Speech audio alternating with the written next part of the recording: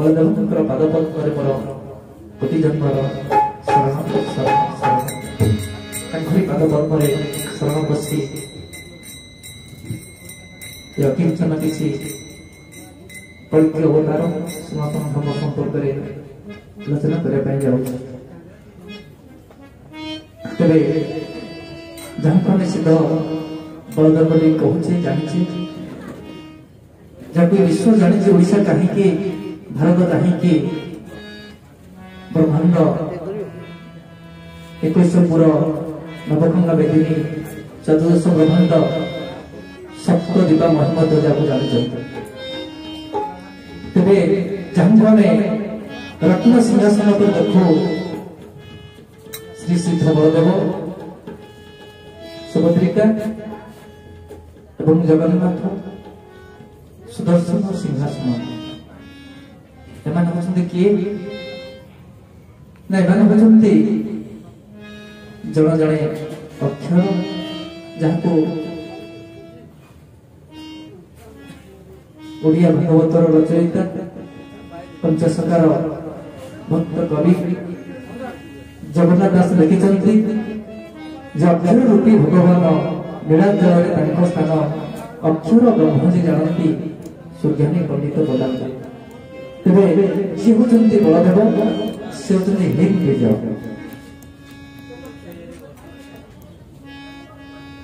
ଯାହାଙ୍କୁ ଆମେ ସୁଭଦ୍ରା ମା ବୋଲି କହୁଛେ, ସେ ହେଉଛନ୍ତି ଶ୍ରୀ ବୀଜ, ସେ ରାମ। ଏବଂ ଆମେ ଯାହାକୁ ଜଗନ୍ନାଥ ବୋଲି କହୁଛେ, ସେ ହେଉଛନ୍ତି କୃଷ୍ଣ ବୀଜ। ଏବଂ ଯାହାକୁ ଆମେ ସୁଦର୍ଶନ ବୋଲି କହୁଛେ, ସେ ହେଉଛନ୍ତି ବୀଜ। ଏବଂ ଯୋଉ ସିଂହାସନ ଉପରେ ସେ ବସିଛନ୍ତି ଚତୁର୍ଦ୍ଧା ମୂରତି, ସେ ହେଉଛନ୍ତି ବୀଜ। ତେବେ এই পঞ্চ বীজঙ্গ তৃতীয়র্থে আনন্দে পওয়ার তবে কলির ভবিষ্যৎ বক্তা দিব্যদ্রষ্টা নির্মল পদ্মভূম নিবাসী মহাপুরুষ অচ্ୟୁତାନନ୍ଦ କୌଣସି ସମ୍ପର୍କରେ କହୁଛନ୍ତି, କହିଲେ କେନ୍ଦ୍ରାପଡ଼ା ଠାରେ ଥିବେ ରାମ, ଠାରେ ଭକ୍ତ ଥିବେ, କେନ୍ଦ୍ରାପଡ଼ା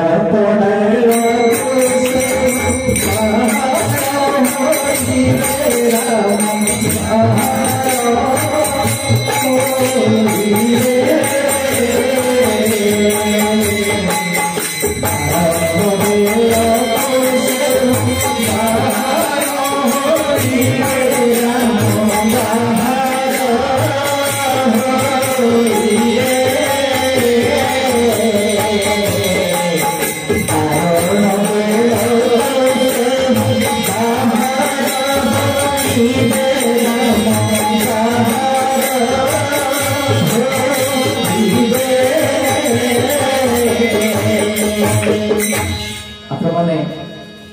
ଅନୁଭବ କରନ୍ତୁ, ଭଲ ଭାବରେ ମନ କର୍ମ ଦେଇ ଶୁଣି ଭଲ କରି ବୁଝି ନିଜ ଜୀବନକୁ କଳିକର ରକ୍ଷା ପୂର୍ବକ ଏ ବ୍ରହ୍ମନାମ ବ୍ରହ୍ମଜ୍ଞାନ ଶୁଣି ଏ ଜୀବନକୁ ଧନ୍ୟ କରନ୍ତୁ। ମହାପୁରୁଷ କଳିଯୁଗର ବ୍ୟାସ ଦେଖିଲେ ଆଜକୁ 600 ବର୍ଷ ତଳେ ତାଙ୍କର ତାଳପତ୍ର ପୋଥିରେ ଚକଡ଼ା ମଡ଼ାମା ଗ୍ରନ୍ଥରେ କହିଲେ କେନ୍ଦ୍ରାପଡ଼ା ବଳଦେବ ଠାରେ ମୋର କିଛି କିଛି ଭକ୍ତମାନେ ଥିବେ ଏବଂ ଯେତେବେଳେ ମୋର ବାରଣ ଲୀଳା ହବ, ଯେତେବେଳେ ମୁଁ ଆସି ଅବତୀର୍ଣ୍ଣ ହେବି ଏ ଧରାଧାମରେ, ମୁଁ ସେ ପଦଟି କହିବି ଯେ ବଳଦେବ ହେବେ ରାଜା କାମ କରିଚାର। ଯେତେବେଳେ ବଳଦେବ ରାଜା ହେବେ,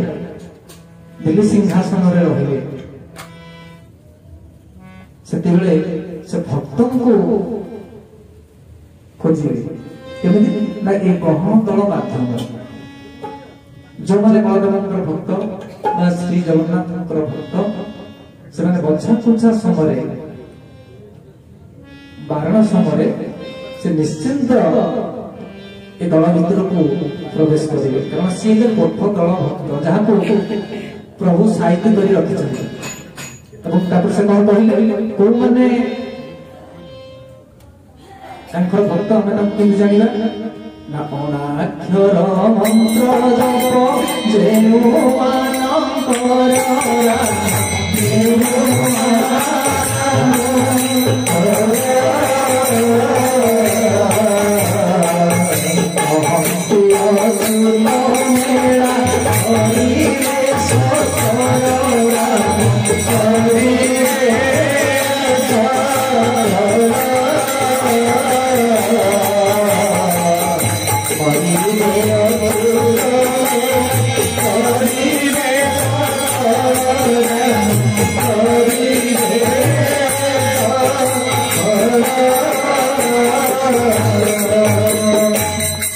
ଯୋଉମାନେ ଏଇ କେନ୍ଦ୍ରାପଡ଼ା ସ୍ଥିତ ବଳଦେବଙ୍କ ନିକଟରେ ଯୋଉମାନେ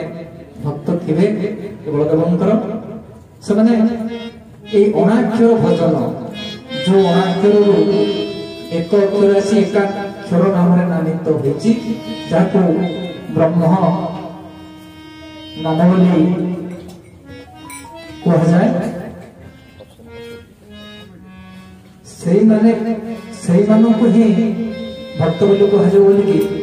ଅଚ୍ୟୁତାନନ୍ଦ ମହାପୁରୁଷ ଅତୀତରେ କହିଲେ। ପୁଣି କଣ କହିଲେ, ଏ ମେଳା ଏ କାର୍ଯ୍ୟକ୍ରମ ଏତେ କଥା ଯାହା ଲେଖା ଅଛି, ସେ ଯୋଉ ଘଡ଼ି ସନ୍ଧି ମୁହୂର୍ତ୍ତ ଜଟିଳ ସମୟ ଆସିଲା ପର୍ଯ୍ୟନ୍ତ ହେଇପାରିବ ନାହିଁ, କିନ୍ତୁ ଏଇଟା ହଉଛି ପ୍ରକୃତ ସମୟ। ତ ମହାପୁରୁଷ କହିଲେ ଅଚ୍ୟୁତାନନ୍ଦଙ୍କର ଗୁରୁ ନମସ୍ୟ ପରମ ପ୍ରେମମୟ ଯେ ଦ୍ୱାପର ଯୁଗର ସୁଦାମ ସେ କରି ରହୁଛନ୍ତି ଅଛନ୍ତି ଏବଂ ସତ୍ୟ ଯୁଗରେ ପୂର୍ବାଜଳ ଦୋଷୀ ଅଦ୍ୱିତୀୟରେ ନଳ ଯୁଗ ଯୁଗେ ଏପରି ଭାବରେ ଜନ୍ମଗ୍ରହଣ କରି ସନାତନ ଧର୍ମ ଭିତ୍ତିକ କାର୍ଯ୍ୟକ୍ରମରେ ସାମିଲ ହୋଇ ଏ ଦୁଷ୍କୃତ ନାଶ ମେଳାକୁ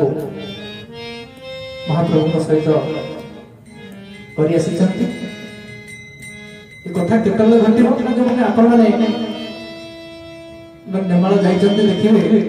ମହାପୁରୁଷ ଯୋଉଠି ଶୂନ୍ୟ ସମାଧି ନେଇଛନ୍ତି, ତାଙ୍କ ଉପରେ ବଡ ଡାଳ ତାଙ୍କ ଶିରରେ ଲାଗିଗଲା। ଭକ୍ତମାନେ ଜାଣିବେ ସମୟଟା ହେଇଗଲା। ତେବେ ସେ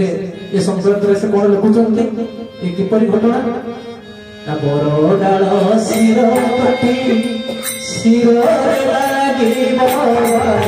ଶିରରେ ଲାଗିବ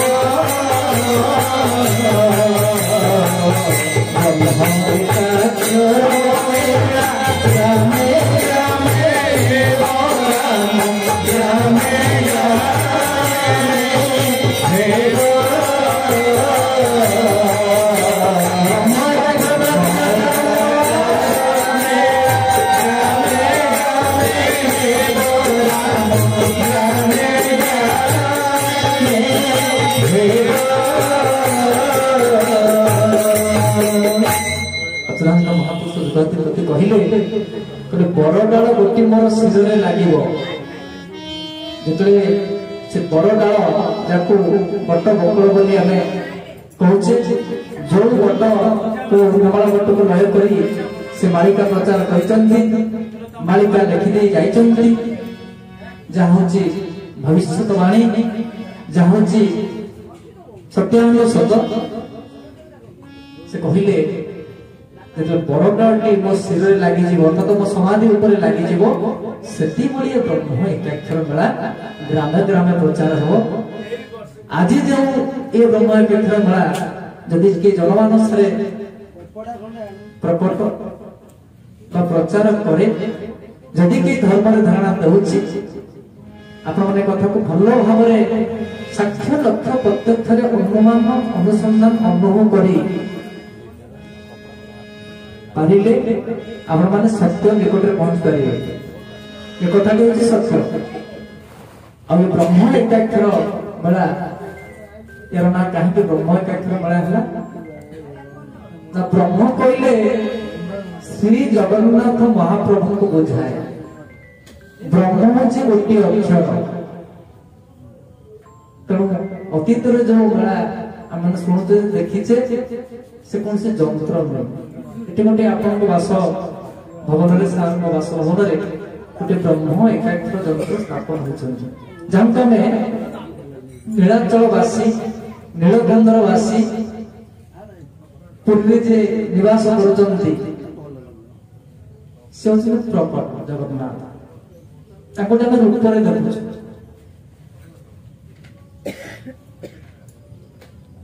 तेणु आउ जड़े जगन्नाथ अच्छा से अप्रकट जहाँ कि देखी पारती ना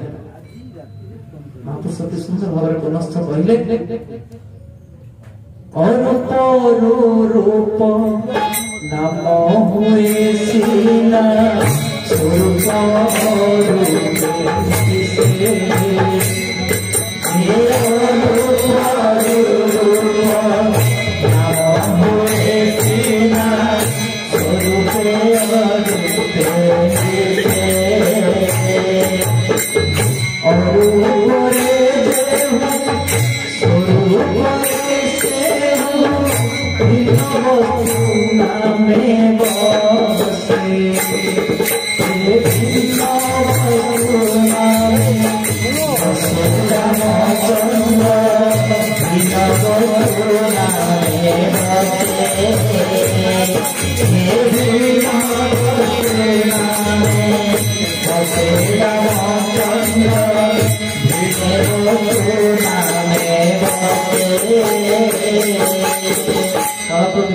अत्यंत महापुरुष सुंदर सरल भाव कहले तभी आम मैंने पढ़ेबानी शुणवानी बुझानी तले मानव जन्म पाई लाभ कौन जड़े भक्त प्रश्न कले भाई संसार में सुंदर जिनस कौन कहने कौन सुंदर दुखी अवसाद ना देखुले नुआ देखु थाए मुतर देवी ये संसार जब किसी सुंदर सृष्टि सुंदर जिनिस थाए सूर्य मनुष्य मनुष्य ठार सुंदर ये संसार कहीं भी ना से दिव्य ईश्वर सृष्टि सर्जना को प्रणाम के मन पकई ना मो मातृगर्भ थी किपर आसिले के मोर शरीर को किए गढ़ीदे जब जशवंत दास लिखिले 10 मास शेष गला हरिहरस स्तुति जे कलु तुई भोदव नंद शिष्य जदि पाइबु भेट माया को तुई काट गुरु सेविन तक हरि ए बड़ माया के जीवन मुह कहानी जे मातृगर्भ में मोर मुख नासा चतु कर्ण मस्तक को सब किसी को से सृष्टि करी से शून्य राणी मातृगर्भ थई हमको मध्य प्रकट करचंती दिने आम खोजने जानिने आमर भक्ति आम भल पाइबा प्रभु प्रति लोक देखाणिया तो आंतरिकता नुहे तेरे ये जो अरूप रूप जगन्नाथ होती जिते से गोटे अण अक्षर गोटे अक्षर रूप परिणत होती असमद्रु निशब्द गोटे शब्द ध्वनि ब्रह्म सृष्टि हुए ब्रह्म बोली कहते ब्रह्म गोटे रूप अच्छी से गोटे अक्षर तेणु कालप्रदीप गीतार सुंदर भाव लिखिले कहले अरूप रूप नाम हुए सीना आप गोटे रूप थी गोटे ना अच्छी आप स्नेहमय आप ना हूँ स्नेहमय यदि आप रूप न था नाम भी न था तेणु आप गोटे रूप अच्छी जहाँ अरूप आप अरूप आसिले आप गोटे अक्षर आप भी एकाक्षर ये छपना गोटी जीवजंतु समस्त जहाँ आप देखुं दृष्टिगोचर जहाँ अपमान अनुभव कर गोटे गोटे अक्षर आपन को जी धरी रखी सी हूँ से ब्रह्म अक्षर से गछटा को जी धरी रखी तार जीवन अच्छी सी भी गोटे एक अक्षर और से खुंट को जी धरी जार जीवन ना जो लाइट बंधा सी भी गोटे अक्षर तेणु उड़ा उड़ा चल अचल 1456 गोटी जीवजंतु मध्य गोटे गोटे अक्षर अच्छी जहाँ ब्रह्म एकाक्षर कह जाए ये कथा कौन सी जुगे प्रकट होता कहीं कली जुगे महापुरुष कहले ये कथा कहीं प्रकट हम आदि सुंदर मोर भागवत कहले सत्य जुगरे ध्यान फल प्रीत्यारे यज्ञ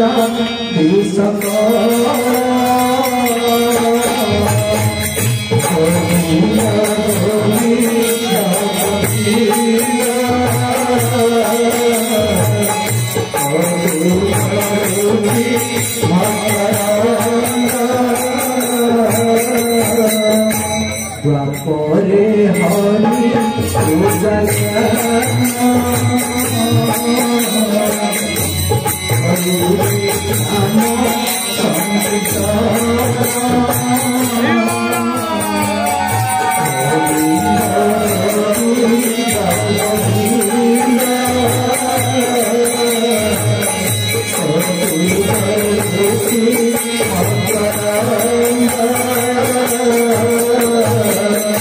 हरि सत्य जुगे हूँ ध्यान फल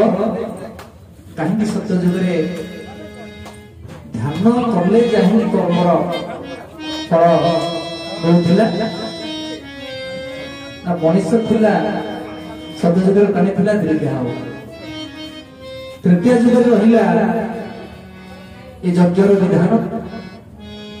यज्ञ द्वारा ब्रह्म भगवान प्राप्ति कर मनीष एवं द्वापर रहा हरि पूजा ज्ञान हरि को पूजा कले दर्शन पाइले